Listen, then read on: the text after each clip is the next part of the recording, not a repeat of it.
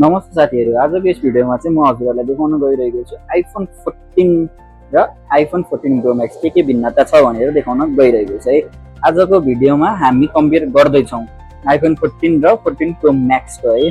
यदि तपाई कन्फ्युज हुनुहुन्छ कुन फोन किन्ने भनेर यो भिडियो अन्त्यसम्म हेर्नुस्। सबैभन्दा पहिले डिजाइनको कुरा गर्दा आइफोन 14 हल्का र कम्प्याक्ट फिल हुन्छ भने आइफोन 14 प्रो मैक्स ठुलो प्रिमियम अनि हेभी फिल दिन्छ। डिस्प्लेमा पनि ठुलो फरक छ। आइफोन 14 मा 60 हर्ज डिस्प्ले पाइन्छ तर 14 प्रो मैक्स मा smooth 120 hertz pro motion display र डाइनामिक आइसल्यान्ड फिचर्स आउँछ। गेमिङ, स्क्रोलिङ र ओभरअल एक्सपिरियन्स प्रो मैक्स मा धेरै स्मुथ फिल हुन्छ।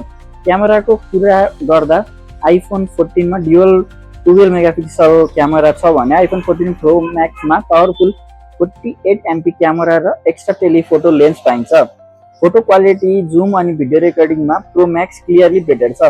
ब्याक टु ब्याकअप चाहिँ प्रो मैक्स को धेरै दमदार छ।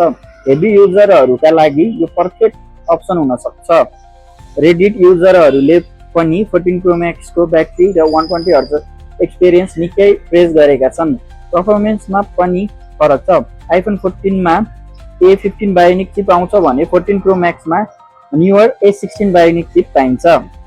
अब क्वेशन कुन किन्ने? यदि बजेट कम छ र नर्मल युज गर्नुहुन्छ भने आइफोन 14 इनफ छ। तर premium feel, best camera, battery backup र फ्ल्यागशिप एक्सपिरियन्स चाहिन्छ भने 14 प्रो मैक्स मा जानु होला।